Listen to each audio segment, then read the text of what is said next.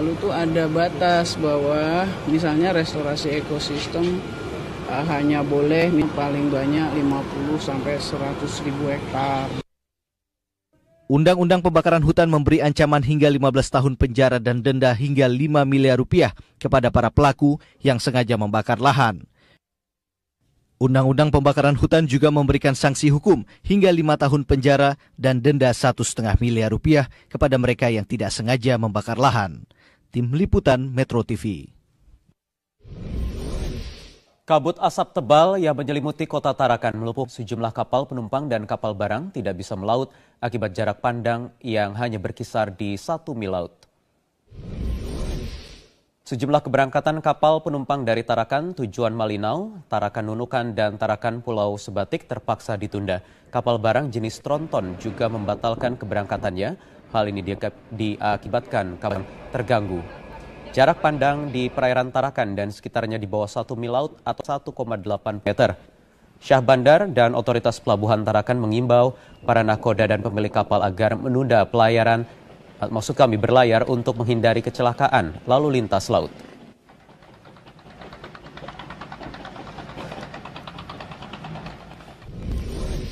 Asosiasi Pengusaha Indonesia atau APindo mendukung pemberian sanksi pencabutan usaha terhadap 10 perusahaan yang diduga melakukan pembakaran lahan di wilayah Sumatera. Pemerintah harus tegas mengambil langkah tersebut untuk menghentikan pembakaran hutan dan lahan yang berakibat bencana kabut asap. Tapi sesuai dengan kesalahan mereka. Sebab kalau kita dari dulu juga menyatakan bahwa kita juga akan mencabut, menghukum dan segala macam. Tiap tahun setelah terjadi selalu kita ributkan. Tapi nggak ada follow up-nya setelah itu. Apa yang you harus lakukan, bagaimana sosialisasinya, dan bagaimana juga masyarakat ini, pengusaha-pengusaha juga harus bertanggung jawab di sekitar itu untuk mendidik masyarakatnya supaya mereka tidak membakar.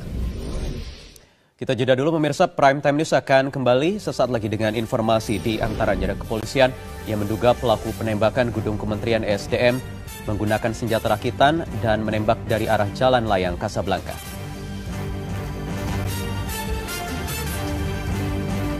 Tim Pusat Laboratorium Forensik Mabes Polri memeriksa gedung Ditjen Tenaga Listrikan Kementerian ESDM pasca penembakan Kamis siang kemarin. Pemeriksaan yang dilakukan kali ini adalah pemeriksaan kedua setelah pada Kamis malam, tim juga telah memeriksa lokasi kejadian. 3 orang dari Puslap 4 dan lebih dari 5 anggota Polda Metro Jaya memeriksa dan mengumpulkan barang bukti tambahan di lokasi kejadian. Tim Polda Metro Jaya juga telah meminta keterangan sejumlah pihak yang berada di lokasi saat terjadinya penembakan.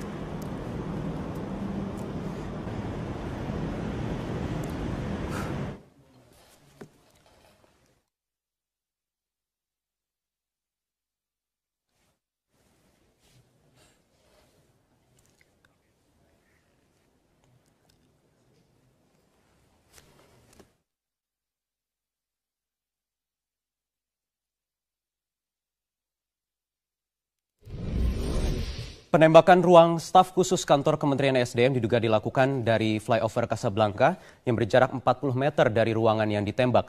Berikut laporan Anita Rusian dan juru kamera Arif Firmansyah. Tepat di sebelah kanan saya ini adalah gedung Kementerian SDM Ditjen Ketenagalistrikan yang ditembak oleh orang yang sampai saat ini masih belum diketahui identitasnya. Tepat saat ini saya berada adalah flyover Kasablanka. Ini diduga menjadi tempat pelaku melakukan penembakan ke arah gedung SDM, tepatnya ke lantai 4 yang merupakan ruang kerja staf khusus Menteri SDM yaitu Widiawan. Beruntungnya saat terjadi penembakan pada hari Kamis sekitar pukul 12 waktu Indonesia Barat tidak ada seorang pun yang berada di ruang kerja Widiawan karena kebetulan saat itu Widiawan pun sedang makan siang di ruangan.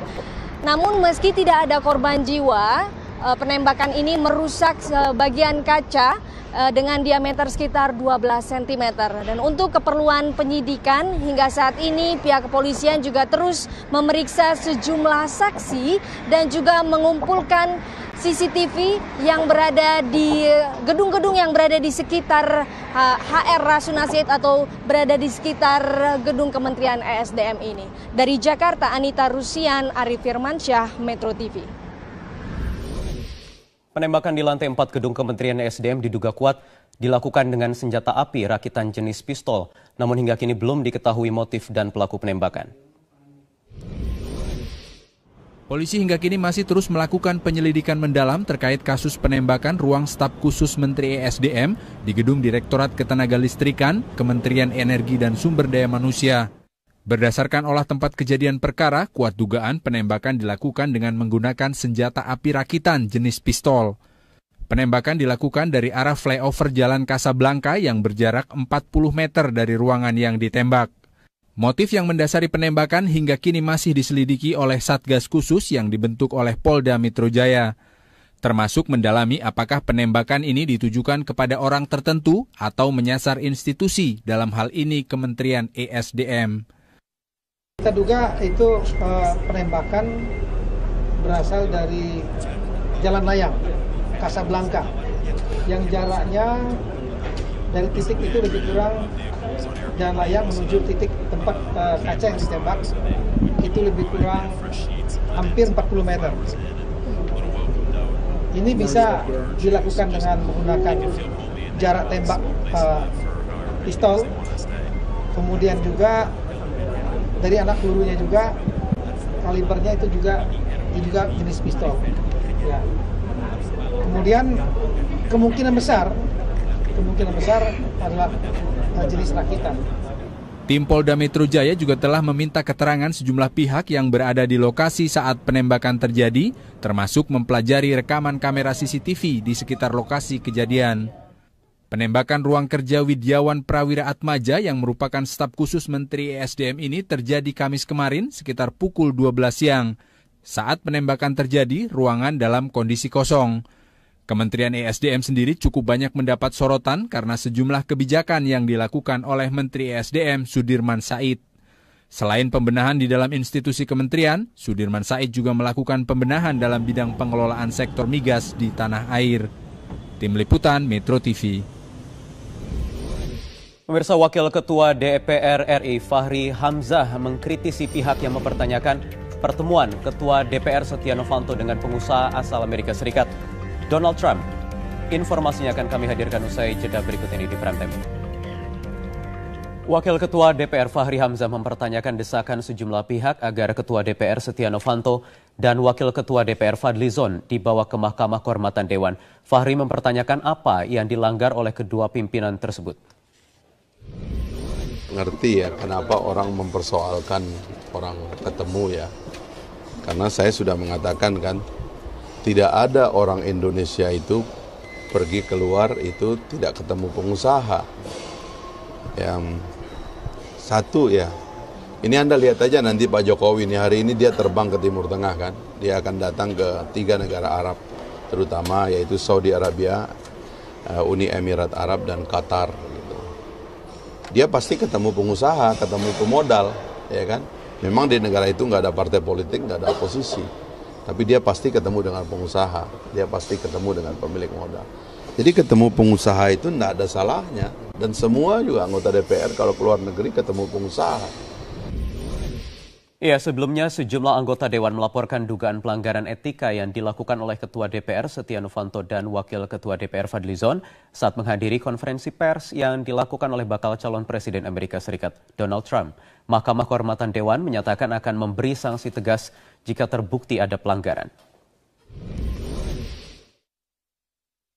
Kehadiran Ketua DPR Setia Novanto dan Wakil Ketua DPR Fadli Zon dalam acara konferensi pers kandidat Presiden Amerika Donald Trump dinilai melanggar etika sebagai pimpinan Dewan. 7 anggota DPR diantaranya Adiana Pitupulu, Budiman Sujatmiko, dan Maman Imanul Haq melaporkan dugaan pelanggaran etika ini kepada Mahkamah Kehormatan Dewan pada Senin kemarin. Majelis Kehormatan Dewan diminta memproses kasus ini dengan objektif tanpa melihat jabatan Setia Novanto dan Fadli Zon sebagai Ketua dan Wakil Ketua DPR. Bapak Ketua Mahkamah Kehormatan dan seluruh anggota untuk memproses ini, untuk menunjukkan bahwa kita memang ada di sebuah lembaga terhormat dan ingin menegakkan kembali marwah DPR. Saya yakin Mahkamah Kehormatan akan memproses ini, tidak memandang beliau sebagai seorang pimpinan, tetapi memandang beliau sebagai seorang anggota biasa yang sama dengan kita, punya hak dan kewajiban yang sama. Kami tentu publik akan menilai sampai sejauh mana proses ini